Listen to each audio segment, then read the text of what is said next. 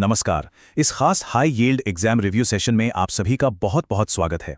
आज का हमारा यह एनालिसिस बहुत ही क्रूशियल होने वाला है क्योंकि हम अर्थशास्त्र के कुछ ऐसे सामाजिक आर्थिक कॉन्सेप्ट्स का बिल्कुल स्पष्ट और स्ट्रक्चर्ड ब्रेकडाउन करने जा रहे हैं जो सीधे आपके एग्जाम्स में हिट करते हैं। हम बात करेंगे बेरोजगारी और गरीबी की, कोई एक्स्ट्रा थ्योरी नहीं, सिर्फ वो सॉलिड फैक्ट्स जो आपको याद रखने हैं। तो चलिए बिना समय बर्बाद किए सीधे मुद्दे पर आते हैं। एक नज़र हमारे आज के रोड मैप पर। हम 4 मुख्य सेक्शंस को तेजी से कवर करेंगे। पहला, बेरोजगारी के प्रकार। दूसरा, गरीबी के बुनियादी कॉन्सेप्ट्स। तीसरा, गरीबी मापन का ऐतिहासिक सफर और उसकी समितियां। और अंत में लेटेस्ट बहुआयामी गरीबी सूचकांक यानी NMPI। ये क्रैश कोर्स इन चारों टॉपिक्स को आपकी मेमोरी में एकदम लॉक कर देगा। ठीक है, तो चलिए सेक्शन 1 से शुरू करते हैं, बेरोजगारी के प्रकार। आइए इनकी अलग अलग कैटेगरीज को डिकोड करते हैं।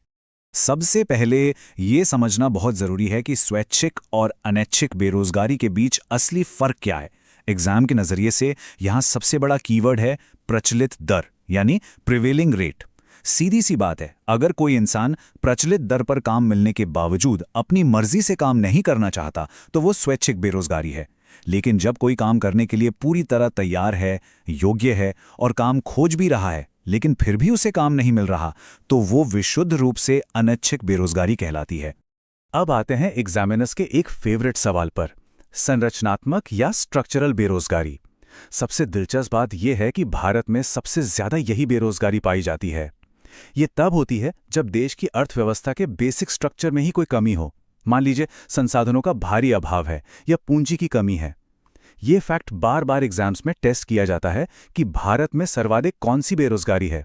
जवाब है संरचनात्मक। इसे बिल्कुल रट लीजिए। अगली महत्वपूर्ण कैटेगरी है प्रच्छन्न बेरोजगारी। इसे हम छिपी हुई या अदृश्य बेरोजगारी भी कहते हैं। भारत के एग्रीकल्चरल सेक्टर यानी कृषि क्षेत्र में ये भर भर के पाई जाती है।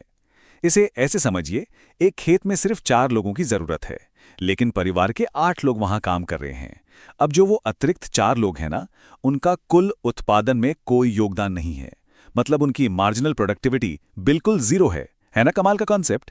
और यहां ये बहुत ही शानदार तरीके से क्लियर हो जाता है कि ग्रामीण और शहरी क्षेत्रों में बेरोजगारी कैसे एकदम अलग अलग रूप ले लेती है। एग्जाम्स में अक्सर इनका ज्योग्राफिक स्प्लिट पूछा जाता है। गांव की बात करें तो वहां मुख्य रूप से प्रच्छन्न और मौसमी बेरोजगारी देखने को मिलती है, जबकि दूसरी तरफ शहरों में अगर आप देखें तो वहां मुख्य रूप से पढ़े लिखे लोगों की शिक्षित बेरोजगारी और मशीनों के आने से होने वाली तकनीकी बेरोजगारी का बोलबाला रहता है। चलिए सेक्शन 2 पे आते हैं। बेरोजगारी के प्रकारों को समझने के बाद अब हम अपने रिव्यू को गरीबी मापने के उन बुनियादी तरीकों की ओर शिफ्ट करते हैं जो हमें अक्सर कंफ्यूज करते हैं। आपने अक्सर सुना होगा कि गरीबी 2 तरह से मापी जाती है, सापेक्ष यानी रिलेटिव और निरपेक्ष यानी एब्सोल्यूट। विकसित देश और वर्ल्ड बैंक हमेशा सापेक्ष गरीबी का इस्तेमाल करते हैं। वहां वो देखते हैं कि लोगों की आय में एक दूसरे के मुकाबले कितनी असमानता है। लेकिन भारत में हम कड़ाई से निरपेक्ष गरीबी का उपयोग करते हैं। हमारे यहाँ पैमाना ये है कि क्या कोई इंसान अपनी मूलभूत ज़रूरतें जैसे खाने की कैलोरी और परिवार का न्यूनतम खर्च उठा पा रहा है या नहीं। अब ये जो कॉन्सेप्ट है ना, ये बहुत ही दिलचस्प है। 1905 में मैक्स ओ लॉरेंज ने इस वक्र को विकसित किया था। ये हमें विजुअली दिखाता है कि किसी देश की राष्ट्रीय आय का बंटवारा कितना असमान हो सकता है। सोचकर देखिए, जब देश की 80% आबादी के पास केवल 20% संसाधन हो और मुट्ठी भर 20% लोगों के पास 80% संसाधन जमा हो, यह भयंकर असमानता की स्थिति है और सापेक्ष गरीबी मापने का यह एक बेहद क्रूशल टूल है। और यही असमानता हमें हमारे अगले और तीसरे सेक्शन की तरफ ले जाती है, गरीबी मापन समितियां। ये क्रोनोलॉजिकल टाइमलाइन वाला हिस्सा सच कहूं तो प्रतियोगी परीक्षाओं के लिए एक सोने की खान है। कहानी शुरू होती है आज़ादी से पहले के दौर से। 1867-68 में दादा भाई नौरोजी ने अपनी फेमस किताब poverty and un British rule in India में गरीबी का सबसे पहला आकलन किया था। उन्होंने जो ग्राउंड ब्रेकिंग अनुमान दिया वो आपको याद रखना है। ग्रामीण क्षेत्र के लिए सिर्फ 16 रुपए और शहरी क्षेत्र के लिए 35 रुपए, वो भी प्रति व्यक्ति प्रति वर्ष। इसके बाद 1938 में जवाहरलाल नेहरू के निर्देशन में राष्ट्रीय आयोजना समिति बनी और 1944 में टाटा बिरला जैसे पूंजीपतियों ने मिलकर बॉम्बे प्लान पेश किया। आज़ादी के बाद शुरू हुआ कैलोरी का दौर। 1971 में रथ और दांडेकर समिति ने पहली बार कैलोरी उपभोग को बेसलाइन बनाया। उन्होंने 2250 कैलोरी का सुझाव दिया। फिर 1977 में आई वाईके अलग समिति ने इसे और रिफाइन किया। उन्होंने कहा कि गांव वालों के लिए 2400 कैलोरी और शहर वालों के लिए 2100 कैलोरी प्रतिदिन जरूरी है। इसके बाद 1989 में लकड़वाला समिति ने एक बहुत अहम सिफारिश की कि हर राज्य के लिए अलग अलग गरीबी रेखा होनी चाहिए। अब ध्यान दीजिएगा, क्योंकि यहाँ पर अक्सर स्टूडेंट्स एग्जाम में फंसते हैं। तेंदुलकर समिति और सी रंगराजन समिति के आंकड़ों में बड़ा कंफ्यूजन होता है। तेंदुलकर समिति ने 2011-12 के लिए गांव में 27 रुपये और शहर में 33 रुपये प्रतिदिन का आंकड़ा दिया था, लेकिन रंगराजन समिति ने इस लिमिट को बढ़ाकर गांव के लिए 32 रुपये और शहर के लिए 47 रुपये प्रतिदिन कर दिया। इन दोनों के बीच का अंतर आपके दिमाग में बिल्कुल क्लियर होना चाहिए। चलिए अब सेक्शन 4 के साथ गरीबी मापन के सबसे मॉडर्न एरा में चलते हैं। बात करते हैं नीति आयोग के 2023 के राष्ट्रीय बहुआयामी गरीबी सूचकांक यानी NMPI की। अब सिर्फ कैलोरी गिनने से तो काम नहीं चलेगा ना, इसीलिए NMPI गरीबी को 3 मुख्य आयामों में मापता है: स्वास्थ्य, शिक्षा और जीवन स्तर। और इन 3 आयामों के अंदर कुल 12 विशिष्ट इंडिकेटर्स होते हैं। इनमें पोषण, स्कूल की उपस्थिति, पीने का पानी, स्वच्छता और यहाँ तक कि बैंक अकाउंट जैसी चीजें भी शामिल होती हैं। ये गरीबी मापने का बहुत ही व्यापक और सटीक तरीका है। तो इस पूरे डेटा का सबसे बड़ा टेकअवे क्या है?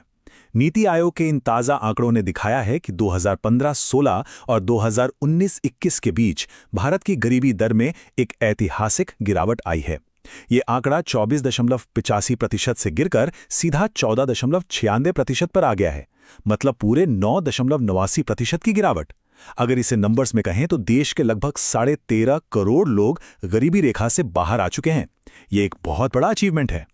अब आप सोच रहे होंगे कि इस शानदार गिरावट के पीछे चैंपियन राज्य कौन से हैं? तो इस लिस्ट में टॉप पर है उत्तर प्रदेश। उसके बाद नंबर आता है बिहार, मध्य प्रदेश, उड़ीसा और फिर राजस्थान का। ये फैक्ट वाकई चौंकाने वाला है कि पूरे भारत में सबसे ज्यादा अकेले यूपी में ही लगभग 3.42 करोड़ लोगों ने गरीबी को मात दी है। अगर आप स्टेट स्पेसिफिक एग्जाम्स की तैयारी कर रहे हैं तो राजस्थान के ये आंकड़े आपके लिए बहुत काम के हैं। राजस्थान में गरीबी 28.8% से गिरकर 15.3% हो गई है, मतलब सीधे 13.5% की कमी। जिलों की बात करें तो उदयपुर ने सबसे बेहतरीन परफॉर्मेंस दिया है, जहां गरीबी में 30% की भारी कमी आई है, और सबसे कम सुधार झुंझुनू में हुआ है, जहां यह आंकड़ा सिर्फ 3.4% रहा। तो दोस्तों, इस जबरदस्त एक्सप्लेनर के अंत में आपके लिए एक सवाल। क्या आपको याद है कि 2005 में बनी वो कौन सी समिति थी जिसने सिर्फ कैलोरी के आधार पर गरीबी मापने की कड़ी आलोचना की थी और कहा था कि उच्च पोषण, स्वास्थ्य और शिक्षा को भी इसमें शामिल किया जाना चाहिए? जी हां, वो सुरेश तेंदुलकर समिति ही थी। एग्जाम्स में अक्सर ऐसे ही ट्रिकी सवाल घुमाकर पूछे जाते हैं। मुझे पूरा यकीन है कि आज का ये स्ट्रक्चर्ड रिव्यू आपके बहुत काम आएगा। ऐसे ही अपना फोकस बनाए रखिए और